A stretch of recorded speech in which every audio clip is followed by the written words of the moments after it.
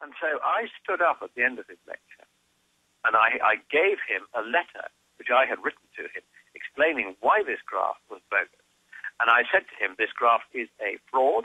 You are participating in a fraud by using material of this kind, which has long been discredited. And the fact that you're still using it is an extremely serious matter. And he was very upset, and he said, oh, but you know, to use the word fraud, that's a very unparliamentary word, you shouldn't use it. But he had absolutely no way of answering the point I had made.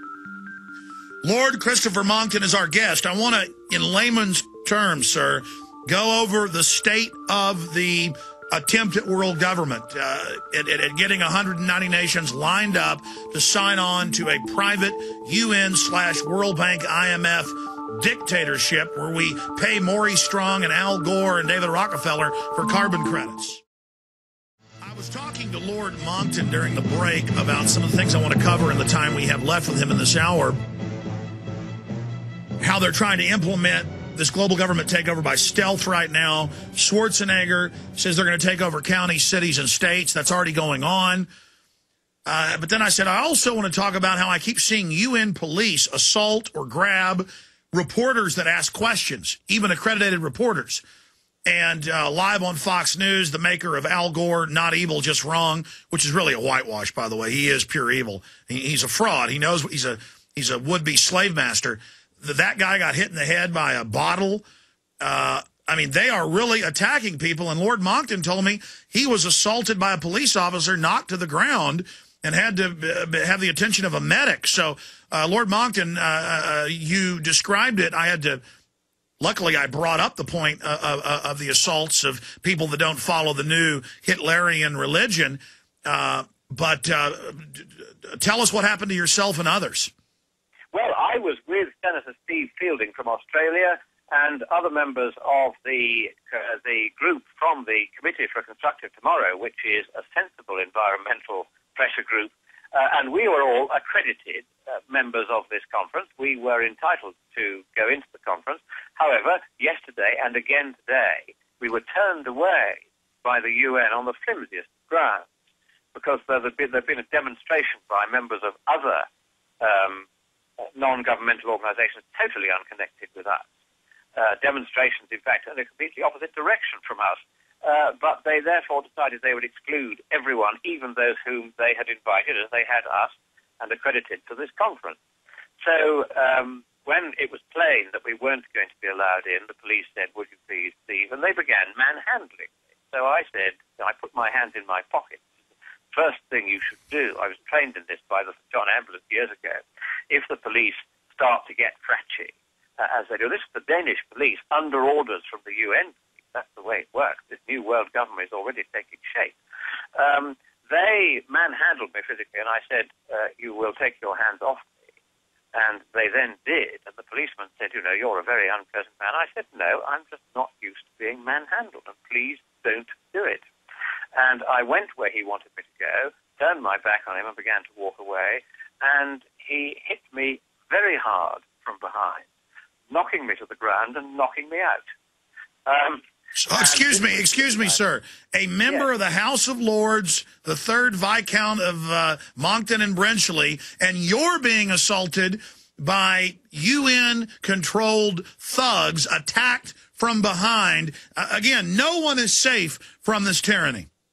No, that's right. It was a very disfiguring episode, and I had done nothing to provoke this except to say, please don't manhandle me. There was no need for that. We were on our way. So he knocked you out. I mean, you were knocked unconscious. And then apparently, I'm told, because of course I was then out for, I don't know how long I was out for, but anyway, when I came round, there were lots of concerned faces standing around, and apparently, while I'd been knocked out, so my friends who were around me, and one of them kindly cradling my head to stop it being banging on the ground again, they were saying, oh, yes, he's just making it up. He's just faking it.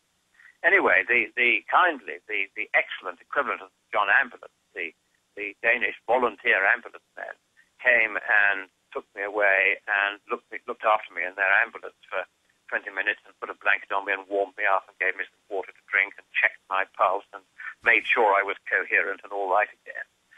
They were very, very good, and I made a wee donation to their fund, because although they're funded by the state, they need to get better equipment. But excuse me, sir. I mean, to be clear here, you were assaulted from behind by a Danish thug, a Danish a member of the government, a police officer, and then they did the. That's right. He was a police officer who, I think, let's be fair to them, they were under pressure from the very nasty goons who are the UN police force. The Danish police have just become more and more twitchy as this conference has gone on. The friction between them. And they've also used George Soros, UN. Is very, very clear.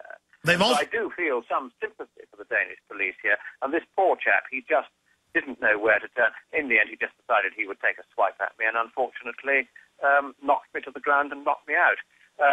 Did he hit you with a billy club in the head, sir? No. It was just, he had a gloved hand and he pushed me a little too hard in the back and knocked me flying. So let's not kind of sort of overstate this.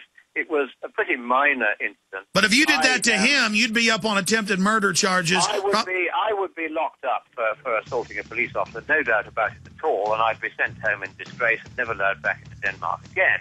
He will get off scot-free and probably be given a promotion. That's the way it now is. So I do feel some sympathy for him. He was under a lot of pressure from them, and of course we had been trying to get into the conference, so he was under a certain amount of pressure. All right, Lord Monckton, stay there. I want to get into all the other areas to cover in a long segment coming up. Absolutely amazing. We've got your website up on screen. Well, I had to squeeze the information out of Lord Monckton. He's too gentlemanly to really tell you what happened to him, but he's cut up and really got thrashed to the ground bad. And he is filing a complaint through someone he knows in the Danish parliament.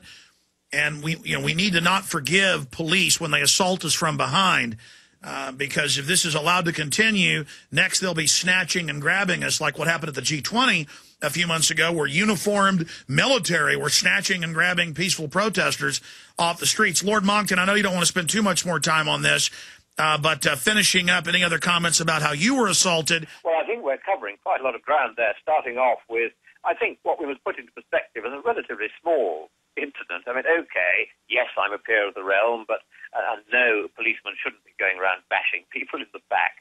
But I think the poor guy hadn't realised that he sort of overdid it a bit. He hadn't intended to knock me to the ground. It was just unfortunate that I was at a particular position where, when he hit me, I tripped over and fell flat on my face.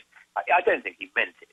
I do think he should have, having been warned not to put his hands on me, he shouldn't have done that. And I think in due course he will be disciplined and probably put down a rank for a year or two to remind him that you don't treat people that way.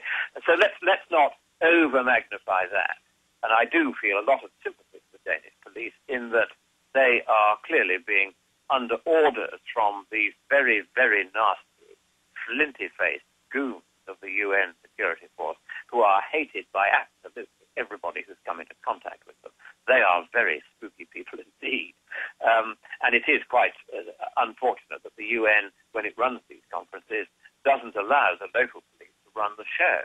It sends its own dreadful people in, and they are really hated and feared now. And those are the ones I ultimately hold responsible for the events we've seen. The Danish police laying in not just to our side, to be fair, but also to demonstrators from the other side with truncheons. They've been bashing them, and that's also been shown on television worldwide.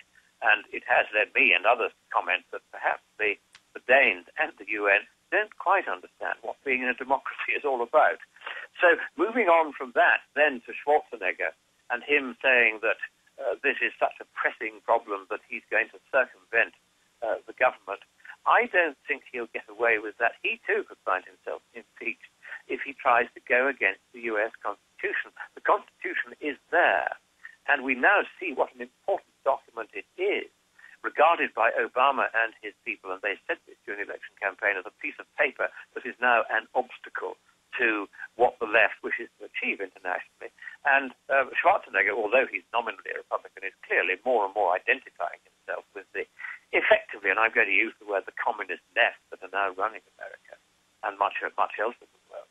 And I think what we have to do is to say that if anybody breaks the law in the way that Schwarzenegger is supposed to do, then however high and senior they may be in their local area, they will be taken to task and taken, if necessary, to court for that. So I don't think that he's going to get away with that. I think that's mere rodomontade of the sort that you get at these conferences. They overstate everything to the nth degree, much as the UN has been doing all along about the climate. And so we shouldn't get too excited by that. If he tries to do anything of that kind, he will get stopped eventually. Because well, yes, sir, but I mean, Lord Monckton, here's a quick example. He couldn't get the legislature of California to pass taxes on all televisions and ban them above 40 inches, saying he's the Gruppenführer, the group Führer. He's going to decide as the Gauleiter what type of TV you can have. So he just ordered the California Department of Energy to do it by fiat. Now he is calling for a summit of mayors, and the UN had a summit of mayors there, to have the cities levy the taxes. A bunch of other U.S. cities are doing this.